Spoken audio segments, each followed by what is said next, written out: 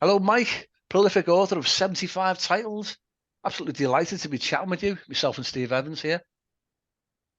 Great to meet you, boys. And actually, I just sent the 76th book to the Wow, editors Friday of last week. So brilliant. Wow. it makes me the most boring guy in town.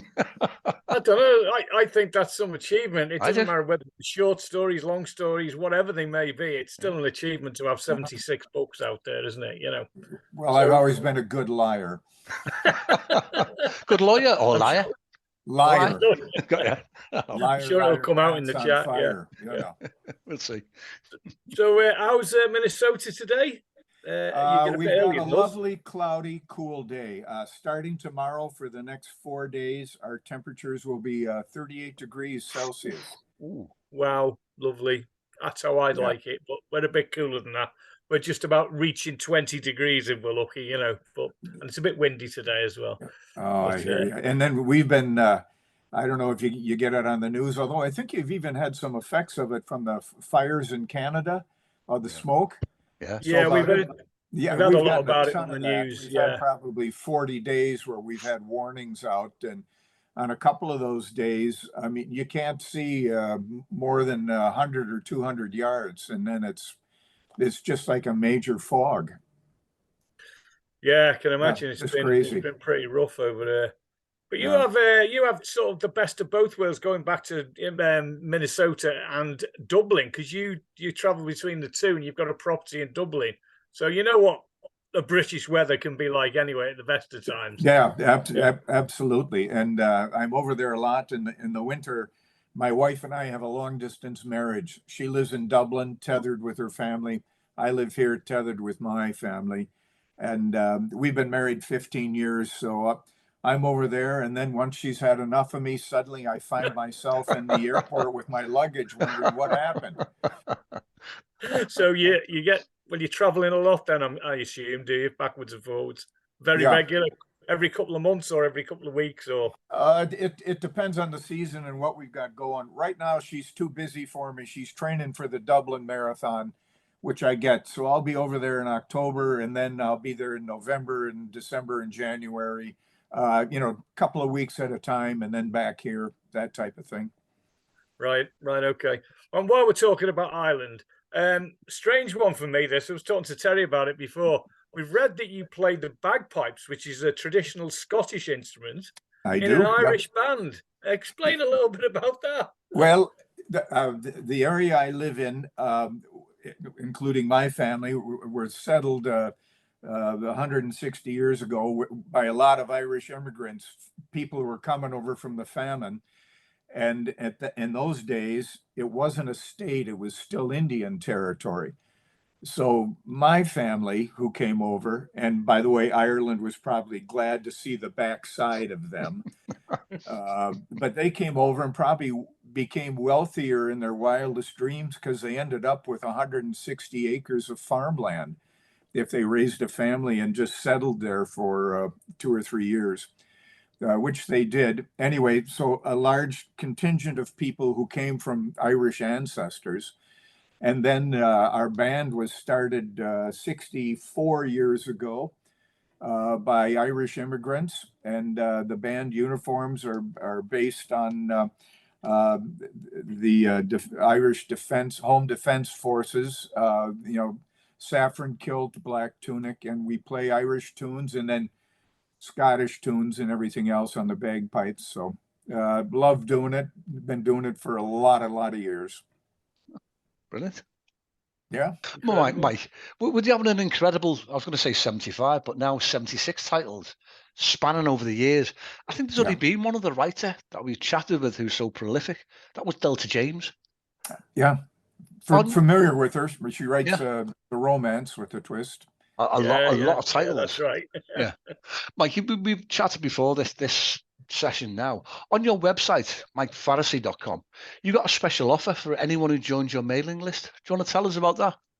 Yeah, I offer 5 books for free. All you have to do is subscribe to the mailing list. You can also unsubscribe at any time. You don't have to stay on the list. It doesn't cost anything. I just send you the 5 books. hopefully you enjoy them and be interested in more. And then every month I do 2 mailings. Each one features a couple of my books that are for free, maybe a box set of 2 or 3 books or 2 or 3 independent books. So yeah, I'm doing it all the time, and it serves me very well as an author and promoting myself. Yeah. So yeah, I've downloaded the dance when I joined your mailing list a couple of days ago. So I've downloaded that, and I'll be starting to read the next couple of days. Looking forward to it.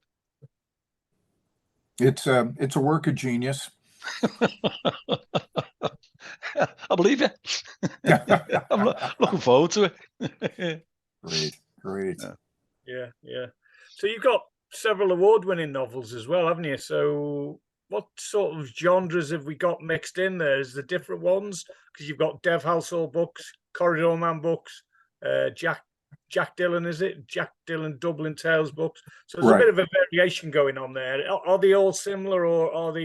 They're somewhat similar in that they're all crime fiction. The Corridor Man books, there's actually 10 books in that series.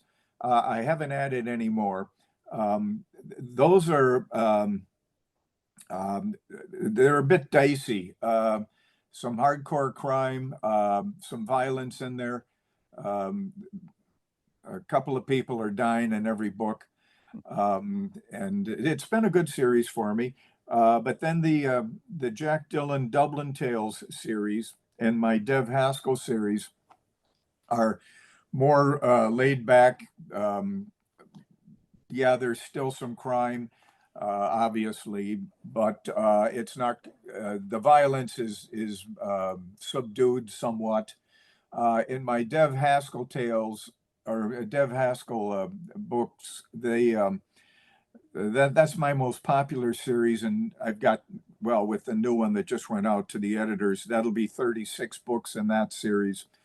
Dev Haskell is the type of fella that you might have gone to school with. You're always curious about, hey, I wonder what he's up to, whatever became of him, but you wouldn't want to get too close. I write it for crabby old guys like myself, but at the end of each book, the woman that he's been with usually gives him a phone call and says, please don't ever contact me again. I don't want to hear from you. Other times they just leave town, but that's it. And as I say, I wrote the series for crabby old guys like myself. Actually, most of my readers are women, and I get messages all the time that they just love the fact that the woman he was with said, please don't ever contact me again. And then she ends up, she's off with someone who's decent.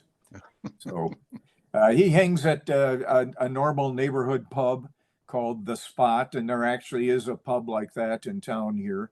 And the folks there have been very gracious to me, and I love including them in all my books, and yeah, it works out well. Excellent. It's a great marketing tool, that. But real names and their real characters. Well, plus I get a free pint every once in a while. So. Yeah, that works. That works for me. Mike, you mentioned a couple of times now you sent the latest work to your editor. Can I ask you about the publishing?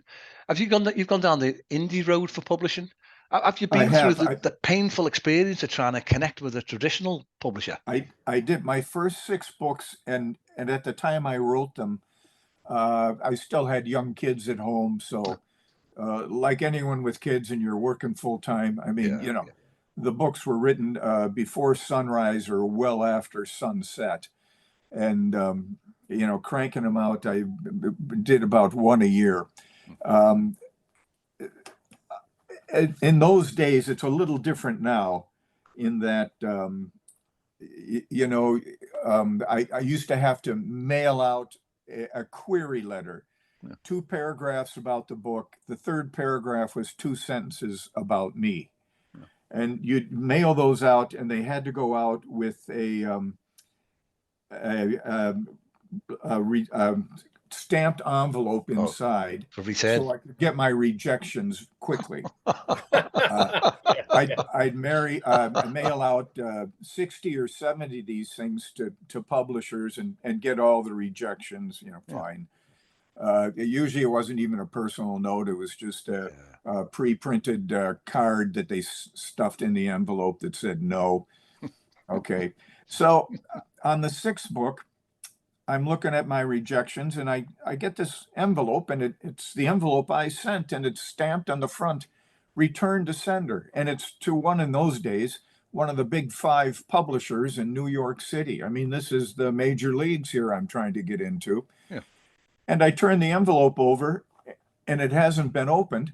And there's a handwritten note on the back that says, "This does not fit our needs at this time." And I thought, geez, there could have been cash in there, and you don't know. Yeah. And so I figured at that point, Mike Faricy from Minnesota doesn't have a snowball's chance with these folks. Yeah. And there happened to be a side gate into the playground, and it was called Amazon and self-publishing.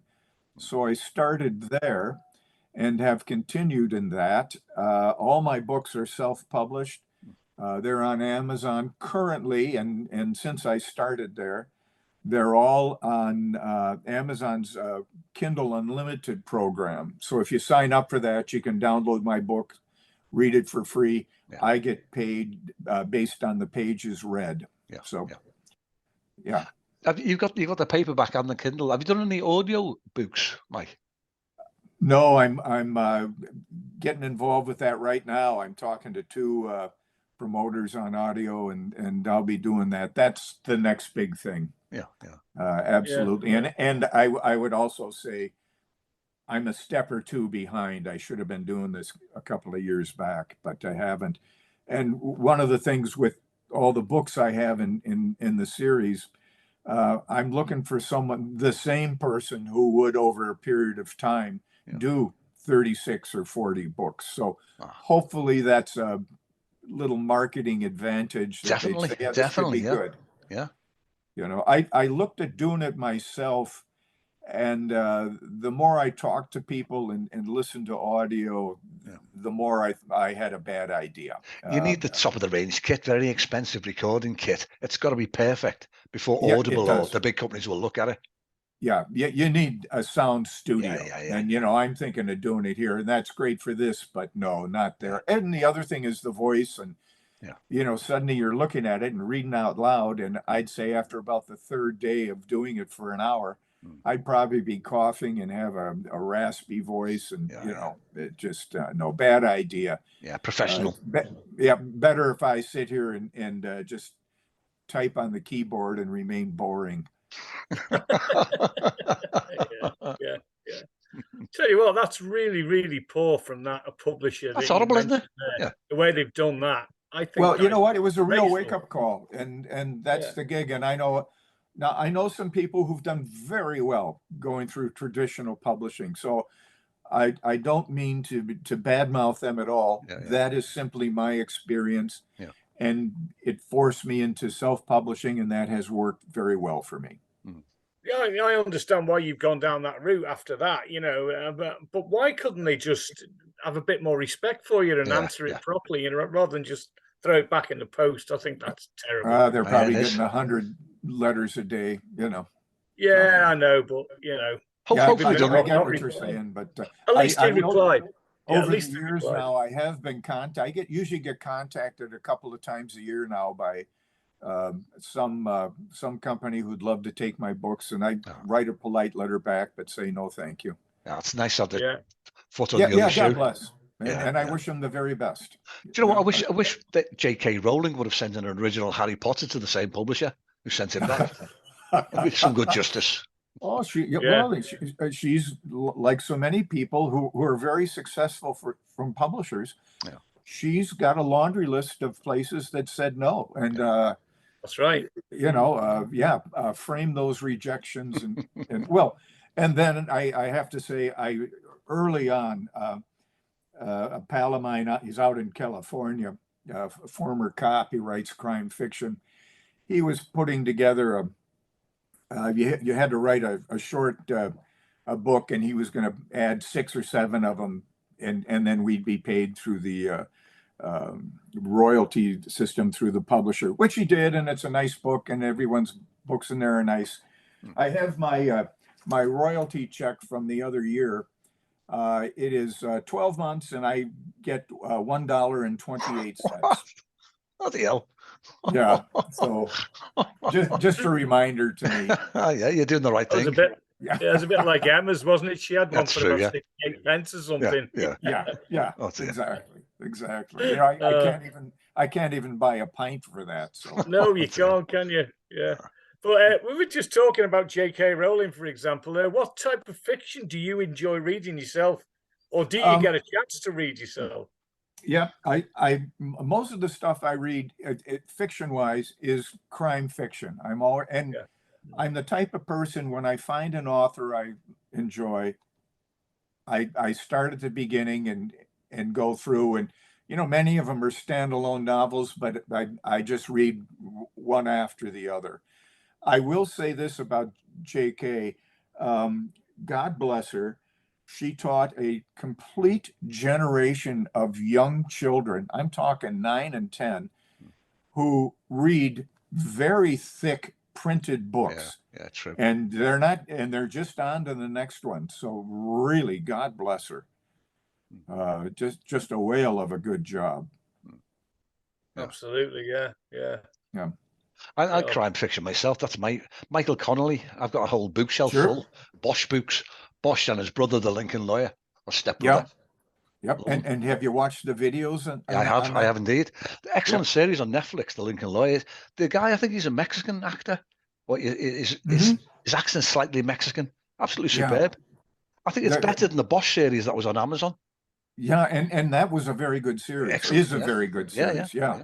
Absolutely, most enjoyable.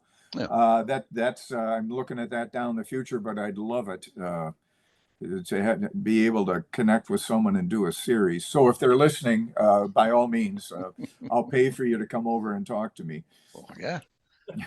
That's the dream, isn't it? That's the ambition of every writer, isn't it? On the big screen. Absolutely. Yeah, absolutely. Oh, okay. Absolutely. I've got a couple of friends who are again traditionally published. William Kent Kruger actually set a series in northern Minnesota, very good, and then a local fellow called David Housewright that has a wonderful series of again crime fiction, people that a bit of a character, and it's great. Excellent. What are you working on at the moment? So you mentioned you just sent your 76th title off. Is this you're working on another crime thriller? Right. It's in the Jack Dillon Dublin Tales series. Okay. And it actually has two characters, and well, my chief protagonist, is Jack Dillon. He's actually, I've got him as a U.S. Marshal, and through a series of events, he gets assigned to Dublin on Garda Síochána, the Dublin police force. And that particular book deals with someone who is stealing artworks from galleries. And one of the common denominators through the galleries is that their security really doesn't exist. They might have someone checking people coming in and going out, but they don't have a security force in various galleries within the building. And he ends up stealing paintings that accumulate to be worth about $2 million in U.S. terms. And then along with that, there's a woman who has been murdered, and she had sent an anonymous note to the police with a picture of a very expensive painting that had been stolen from a museum, and listing this person who she had been dating and who dropped her, that he was responsible for stealing this painting. Well, because it's anonymous, the police really don't follow it through. They think it's just a bogus deal, and it turns out that maybe it's not. So okay, that's that latest work of genius.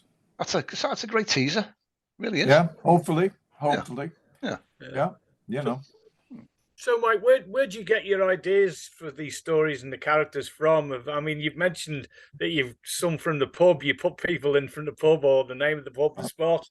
But obviously, you've got a lot of books out there. Where's your ideas come from? Do you make notes, or do you speak to people, or you just randomly come into your head? Or All of the above. I speak to people invariably, and they're not even telling me about a book.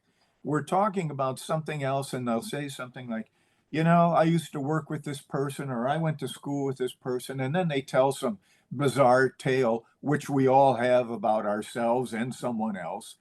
And yet I think to myself, hey, that would be interesting. People would like that, and I go with it and try and develop it. The other thing is, there are a number of sites online that are broadly stated humorous crime fiction. I'll check those out. Ridiculous crimes people have done, usually ending up in, they're sneaking in through the roof, and they fall through an opening and end up in a hot oil burner or something, and can't get out, or they've locked themselves in. It's some crazy thing. Or they steal from the wrong person, and the fellow they're stealing from is a crime lord or something, unbeknownst to them.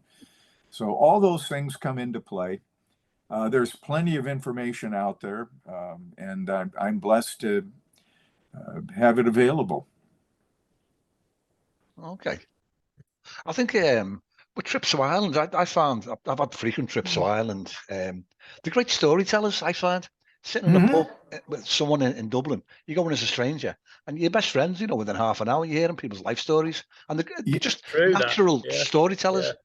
Absolutely. And you've never seen them before. You'll never see them again. And they're your best friend for the evening. And you end up, they're buying you a pint, you buy them a pint, and then it's wonderful. We'll see you again, or something. You're not going to, but God bless. Yeah. And the tales, years back, I'm with my wife, and there's a family funeral of her aunt who passed away at 80 some years old. And we're in a cousin's home, and it's crowded enough that I'm sitting on the arm of a couch, and everyone's talking, and there might have been a beverage or two involved. And they're talking about people that they knew years back. Or whatever happened to so and so? Oh, during the Troubles, he was on a bit of the wrong side, and he's disappeared. And and I'm sitting there thinking, as an American, just shut up and let me listen, and I'll learn all sorts of stuff. There's about 2 or 3 stories like that, and then one of the women says, "Oh, enough about this, but what about Brad Pitt and this woman he's with?" And I thought, what? And there it goes off to the side, and I learned about Brad Pitt. Okay. That's incredible, isn't it? It is, yeah. It's a bit. Yeah. Oh, Mike, we touched up on ambitions for television or film production.